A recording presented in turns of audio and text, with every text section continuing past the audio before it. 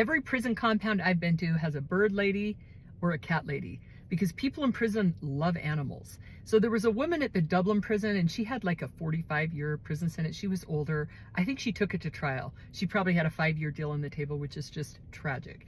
But anyway, we had these feral cats, and she would wake up early every morning and take buckets of water and collect food, extra food that they would throw away from the chow hall, and take it over and feed these cats. And they were totally feral, and I don't know how they got on the compound, because we didn't have cats at any other prison. But man, if you could find like a baby bird, or now they had geese at Dublin, and the geese were kind of wild. They were like, the officers were always trying to get rid of the geese, and the inmates were always yelling at the officers because they would put laser lights and stuff in their eyes at night to try to get them off like the roofs of some of the buildings.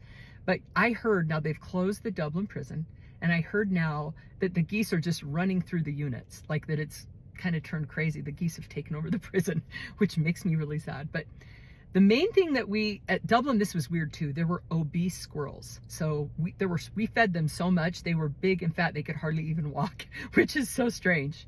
But most prisons, like at Waseca, and especially at Victorville at the camp, there's always an elderly woman that hides food in her pockets and comes out in the morning and gives it to the birds. And the birds just land on her. Like, you go outside and you see this bird lady and she's covered in birds, and the officers are always yelling at her and telling her not to do it, and she does it anyway. And so there's always a cat lady or a bird lady. Now, I heard in men's prisons that the men actually catch the animals and eat them, which is not what we did. I heard that, like, if there's a rabbit or something on the compound, they catch it and eat it. But anyway,